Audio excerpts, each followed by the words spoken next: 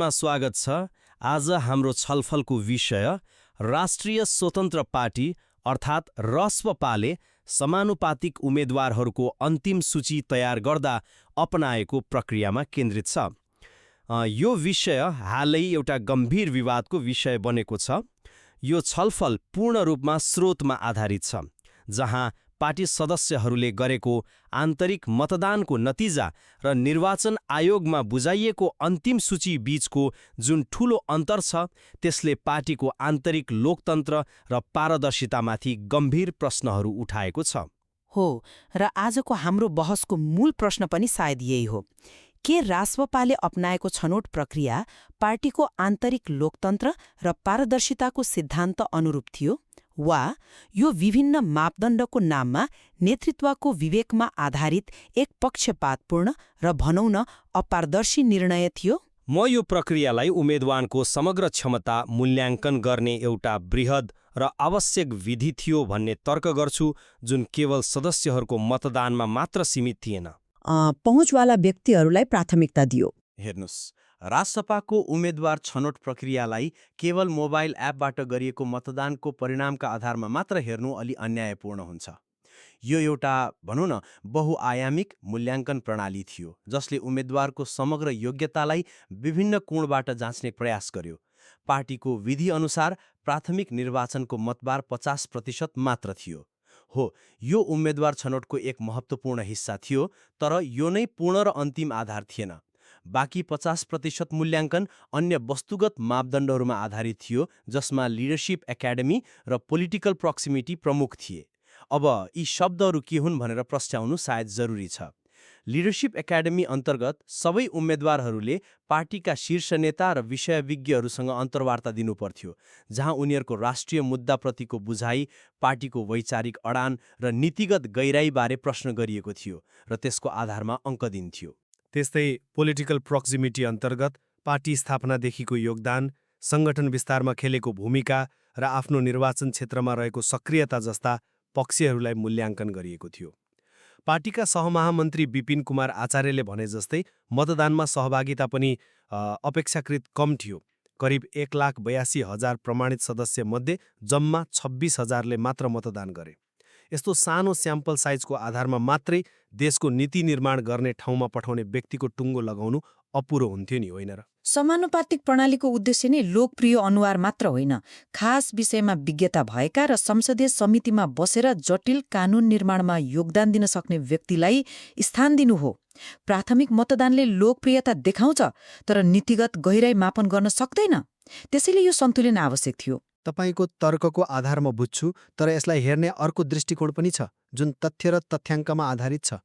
तपाईले बहुआयामिक मूल्याङ्कन र सन्तुलन जस्ता आकर्षक शब्दहरू प्रयोग गर्नुभयो, तर वास्तविकतामा यो प्रक्रियाले पार्टीका हजारौं सदस्यले व्यक्त गरेको स्पष्ट जनादेशको ठाडो अपमान गरेको छ। तथ्याङ्कले नै यो असमानताको कथा भन्छ।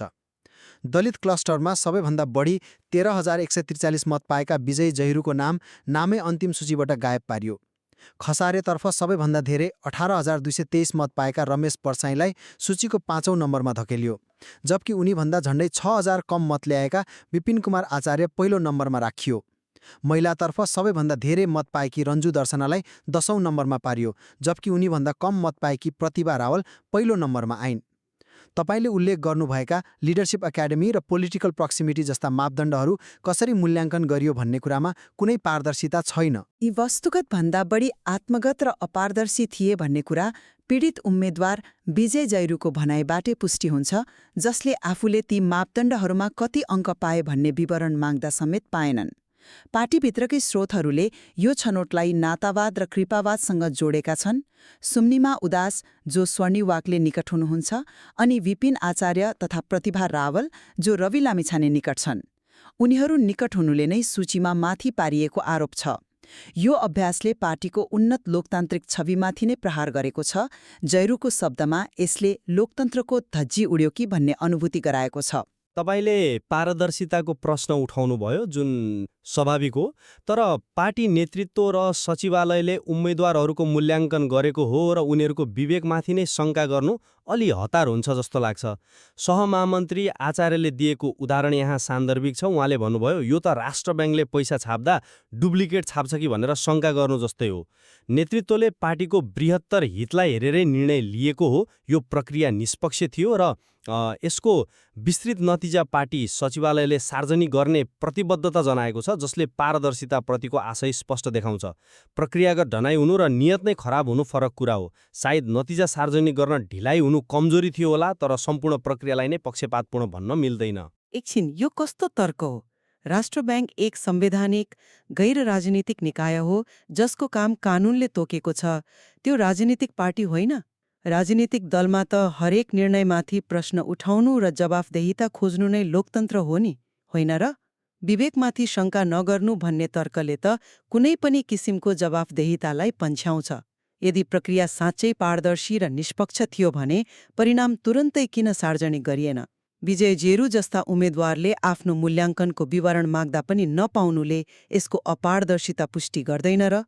अनि यो पोलिटिकल प्रक्सिमिटी भन्ने शब्द, यो आफैमा समस्याग्रस्त छ। यसको अर्थ के हो?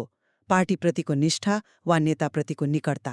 निष्ठा मापन गर्ने वस्तुगत आधार के थियो? यस्ता अस्पष्ट शब्दहरूले नै पक्षपातलाई लुकाउने ठाउँ दिन्छ। जेरूले आफू नेतृत्वको टेबलमा नगएको र चाप्लुसी नगरेकोले पछि परेको भन्नुले प्रक्रियाको निष्पक्षतामाथि गम्भीर प्रश्न उठाउँछ। यो विवेकको प्रयोगभन्दा पनि शक्तिको दुरुपयोग जस्तो देखियो। तपाईले उठाएको तथ्याङ्क महत्त्वपूर्ण छ, म मान्छु, तर त्यसले मात्रै पुरै चित्र देखाउँदैन। रमेश प्रसाईको तुलनामा विपिन्न आचार्यको पार्टी सङ्गठनमा योगदान र पोलिटिकल प्रक्सिमिटी अङ्क धेरै उच्च थियो, जसले 50% मूल्याङ्कनमा उहाँलाई अगाडि ल्यायो।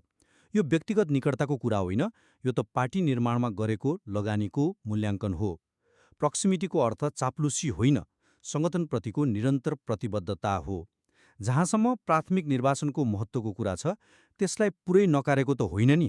50%को मतभार दिनुले यसको महत्त्वलाई स्वीकारेको प्रमाण हो। तर समानुपातिक प्रतिनिधित्व भनेको केवल लोकप्रिय मतको आधारमा चल्ने प्रणाली होइन। यो प्रत्यक्ष निर्वाचन जस्तो होइन, जहाँ एक मतले पनि जितिन्छ। यसका लागि नीति निर्माण र वैचारिक बहसमा योगदान दिन सक्ने क्षमता पनि आवश्यक पर्छ, जुन लोकप्रियताले मात्र मापन गर्दैन।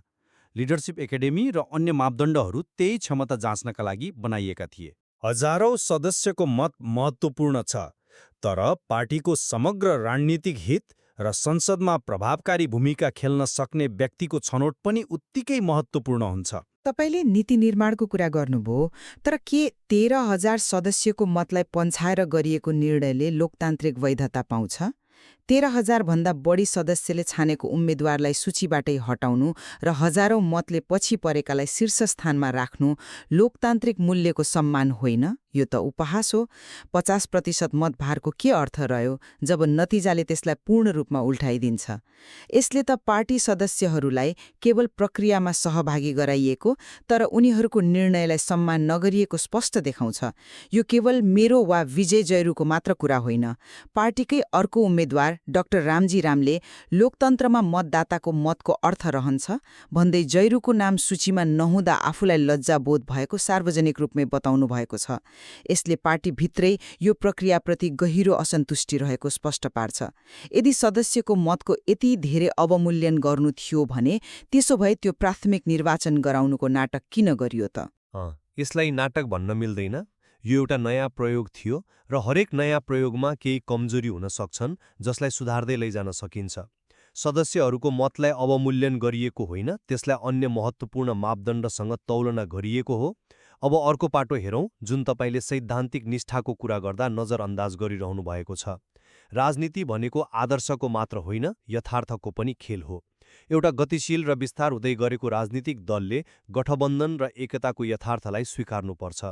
अन्तिम समयमा पार्टीमा जोडिएका नयाँ शक्तिहरू जस्तै कुलमान घिसिङ र बालेन शाहका समूहहरूलाई समेट्दा सूचीमा केही फेरबदल हुनु स्वाभाविक र आवश्यक थियो।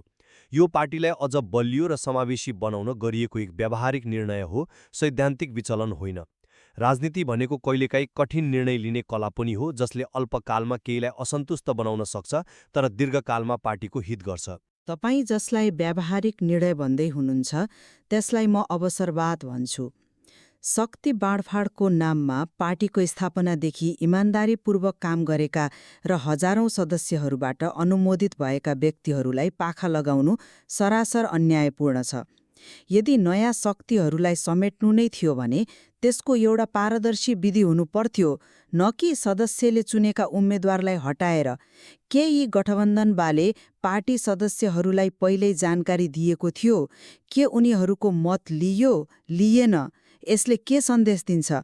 पार्टीमा विधि र प्रक्रियाभन्दा शक्तिशाली नेताहरूसँगको पहुँच र गोप्य सम्झौता महत्त्वपूर्ण छ भन्ने सन्देश दिँदैन र? यो नयाँ राजनीतिको आधार हुन सक्दैन। यसले त परम्परागत राजनीतिक दलहरूकै कार्यशैलीलाई निरन्तरता दियो, जहाँ कार्यकर्ताको भन्दा नेताको निर्णय र स्वार्थ हावी हुन्छ। रासोपाले जुन परिवर्तनको वाचा गरेको थियो, यो निर्णय त्यसको ठिक विपरीत देखिन्छ। परिवर्तन एकै दिनमा हुँदैन र यो सोझो रेखामा पनि हिँड्दैन। तपाईले भने जस्तो यो परम्परागत राजनीतिको नक्कल होइन, बरु राजनीतिक शक्ति सन्तुलनको यथार्थपरक व्यवस्थापन हो। नयाँ शक्तिहरूलाई पार्टीमा ल्याउँदा उनीहरूलाई उचित स्थान दिनु आवश्यक हुन्छ, नत्र एकताको अर्थ रहँदैन। यो कुनै गोप्य सम्झौता थिएन, बरु पार्टी विस्तारको एक रणनीतिक कदम थियो। हो, यस क्रममा केही पुराना र योग्य साथीहरू पछि पर्नुभएको हुन सक्छ, जुन दुःखद छ। तर लक्ष्य भनेको पार्टीलाई राष्ट्रिय शक्तिको रूपमा स्थापित गर्नु हो। कहिलेकाहीँ ठूलो लक्ष्य हासिल गर्न केही तत्कालका असन्तुष्टिहरूलाई पचाउनु पर्ने हुन्छ। यो सिद्धान्त त्यागेको होइन, सिद्धान्तलाई लागू गर्न सक्ने शक्ति आर्जन गर्ने प्रयास हो। सिद्धान्तमा मात्रै अडिग रहेर राजनीतिक रूपमा अप्रासङ्गिक हुनुभन्दा यो बाटो बढी प्रभावकारी हुन्छ। तर शक्ति आर्जन गर्ने प्रक्रियाले नै यदि तपाईँको मौलिक सिद्धान्तलाई कमजोर बनाउँछ भने त्यो शक्तिको के काम? रासोपाको सबैभन्दा ठूलो पुँजी भनेको यसले स्थापित गरेको फरक पार्टीको छवि र आन्तरिक लोकतन्त्रप्रतिको प्रतिबद्धता थियो। यो एउटै घटनाले त्यो छविमाथि गम्भीर धक्का पुगेको छ। सदस्यहरूमा हाम्रो मतको कुनै अर्थ रहेनछ भन्ने निराशा छाएको छ। दीर्घकालमा नेताको निर्णयमा चल्ने तर कार्यकर्ता र सदस्यबाट टाढिएको पार्टीले कसरी दिगो परिवर्तन ल्याउन सक्छ? यो रणनीतिक कदम होइन, बरु आफ्नै जग हल्लाउने काम हो। यसले पार्टीलाई बलियो होइन, भित्रभित्रै खोक्रो बनाउने जोखिम बढाउँछ। अब मेरो विचारमा संक्षेपमा भन्नुपर्दा रासोपाले उम्मेद्वार छनौटमा एक नौलो र बृहत प्रणालीको अभ्यास गरेको छ, जसले मतदानको लोकप्रियतालाई उम्मेद्वारको बौद्धिक क्षमता, अनुभव र राजनीतिक आवश्यकतासँग सन्तुलनमा राख्ने प्रयास गर्यो। यो प्रयोगमा केही सञ्चारगत कमजोरीहरू र असन्तुष्टिहरू अवश्य देखिए, जसलाई भविष्यमा सुधार गर्नुपर्छ। तर समग्रमा यो प्रक्रिया पार्टीको दीर्घकालीन हित र संसदमा प्रभावकारी प्रतिनिधित्व सुनिश्चित गर्नका लागि आवश्यक र तार्किक थियो। र मेरो सारमा यो छनौट प्रक्रियाले पार्टीको आन्तरिक लोकतन्त्रको जगलाई कमजोर बनाएको छ।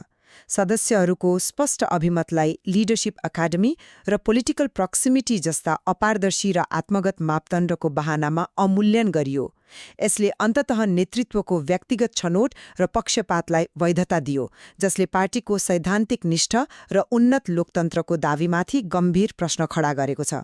निश्चय पनि यो विवादले नयाँ राजनीतिक दलहरूले सामना गर्ने आन्तरिक लोकतन्त्रको आदर्श र बाह्य राजनीतिको यथार्थ बीचको जुन जटिल द्वन्द्व छ, त्यसलाई उजागर गर्दछ। हो, र यसले समानुपातिक प्रतिनिधित्वको वास्तविक उद्देश्य के हो र उम्मेद्वार छनौटको सबैभन्दा न्यायोचित प्रक्रिया कस्तो हुनुपर्छ भन्ने विषयमा थप गहिरो विमर्शको आवश्यकता देखाएको छ। यस विषयमा थप जान्न स्रोतमा अझै धेरै कुराहरू उपलब्ध छन्।